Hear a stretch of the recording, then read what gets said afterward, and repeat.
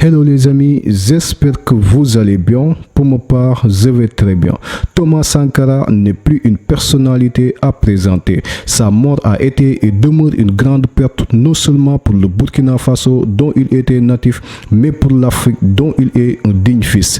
Thomas Sankara était un capitaine militaire burkinabé, révolutionnaire, marxiste et panafricaniste. Quand d'autres présidents ont besoin de plusieurs décennies pour réaliser quelques projets, Sankara n'a eu que 4 ans de règne qui ont suffi pour réaliser des œuvres impressionnantes. Dans cette vidéo, nous allons vous faire découvrir les projets de Sankara pour l'Afrique, car son combat n'était pas uniquement destiné pour le Burkina Faso, mais pour tout le continent noir. Alors, sans plus tarder, si vous êtes nouveau à la chaîne, n'oubliez surtout pas de vous abonner et d'activer la cloche de notification pour ne plus jamais rater aucune de mes vidéos. Allez, on commence.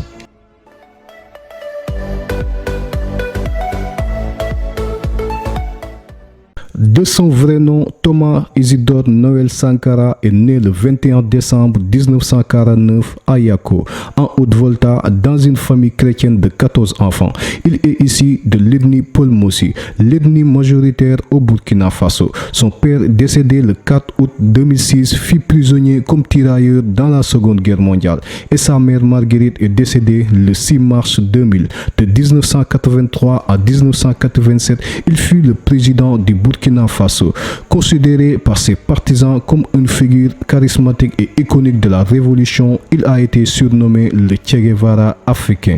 Le 7 novembre 1982, un coup d'État place Jean-Baptiste Ouédraogo au pouvoir et Sankara sera nommé premier ministre en janvier 1983. Dans son discours d'investiture, le mot peuple revient 59 fois. Thomas Sankara se fait immédiatement remarquer au sommet des non-alignés de New Delhi.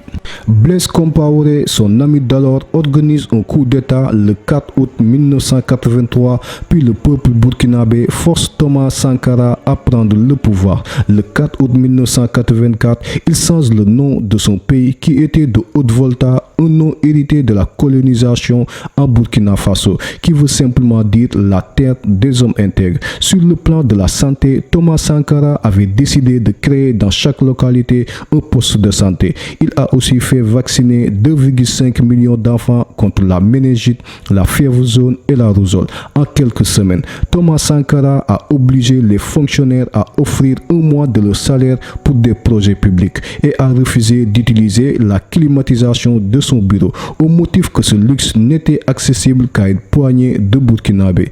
Il a aussi planté plus de 10 millions d'arbres pour prévenir la désertification et a construit des routes et un chemin de fer pour unir la nation sans aide étrangère.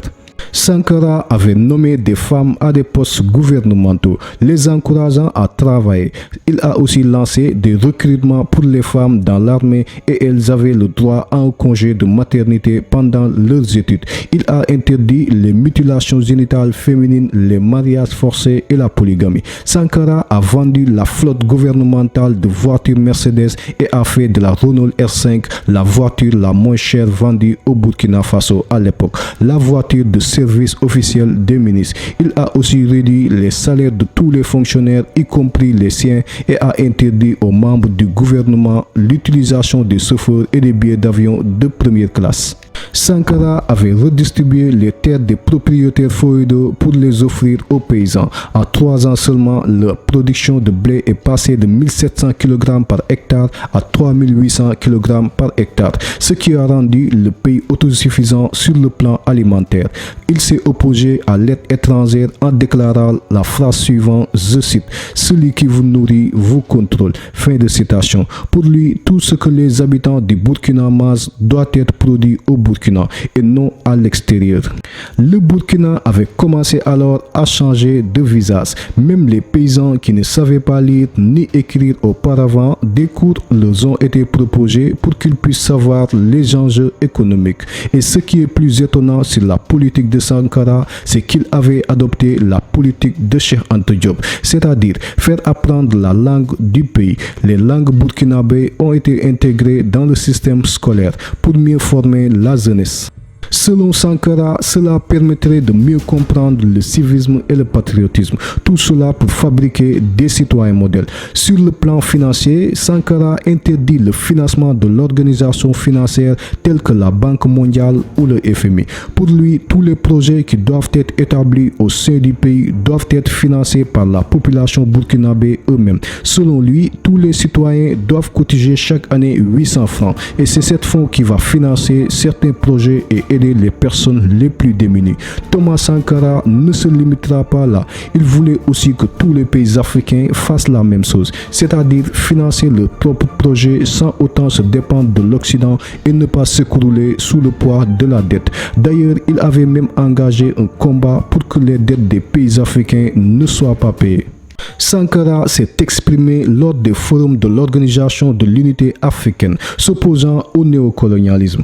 Il a appelé à un front uni des nations africaines pour éponger leurs dettes extérieures, en faisant savoir que les dettes que les pays africains doivent aux organisations internationales de financement n'est rien d'autre que le fait du néocolonialisme, et que ce sont même ces organisations financières qui avaient contraint l'Afrique de cet endettement. Donc ces dettes ne doivent pas être payées en aucun cas pour lui. Et il fait savoir aussi que si l'Afrique continue toujours de payer ses dettes, le continent risque de demeurer dans la pauvreté. Je voudrais dire ce que chacun de nous pense et souhaite. Qui ici ne souhaite pas que la dette soit purement et simplement effacée? Celui qui ne le souhaite pas, il peut sortir, prendre son avion et aller tout de suite à la Banque mondiale payer. Tous nous souhaitons. Alors, c'est lorsqu'il avait tenu ce discours que le président Sankara avait commencé à avoir de sérieux problèmes, car son discours a eu lieu le 29 juillet 1987 et 2 mois plus tard, quelque chose se produit. Le 15 octobre 1987, Thomas Sankara est assassiné alors qu'il n'avait que 37 ans. Son assassinat a été mis en œuvre par les anciens dirigeants de la France, sous la complicité de certains de ses frères africains, car tant que Sankara restera à la tête du pouvoir, l'intérêt des chefs d'État français seront toujours menacés. D'autres aussi affirment que la France lui a comploté avec son meilleur ami d'alors, Blaise Compaoré, en organisant un coup d'État pour faire tomber l'homme qui les dérangeait autant, pour ensuite élire Blaise Compaoré qui était plus docile à la défense de leurs intérêts. Cela aussi montre que l'ennemi principal de l'Afrique, ce sont les Africains, car tous les Blancs qui ont réussi dans les pays africains ont collaboré ou comploter avec certains Africains qui ne sont ni intéressés par leur pays ni par leur population, si ce n'est que de l'argent, le pouvoir et le prestige. Et ce qu'il faut le plus souligner sur l'histoire de Sankara est que jusqu'au moment où nous vous parlons, c'est le président de la République le plus pauvre de l'histoire. Pourquoi? Parce que son salaire était de 131 735 francs. C'est la somme qu'il percevait chaque mois en tant que président de la République. Quand il est décédé, il n'avait rien laissé en héritage pour sa femme et ses enfants, à part son vélo de course, une guitare et une valise qui contenait ses petits bagages. Cela montre uniquement que Thomas Sankara n'était pas président pour juste ses intérêts ou pour juste remplir ses poches. Il faisait de la politique pour des principes et l'amour qu'il portait vraiment pour son pays et pour tout le continent. Quand d'autres présidents ont besoin de plusieurs décennies pour réaliser quelques projets, Sankara n'a eu que 4 ans de règne qui ont suffi pour réaliser des œuvres impressionnantes. Sa mort a été et demeure une grande perte non seulement pour le Burkina dont il est natif, mais pour toute l'Afrique dont il est un digne fils. Le vide laissé par ce grand homme serait difficile à combler.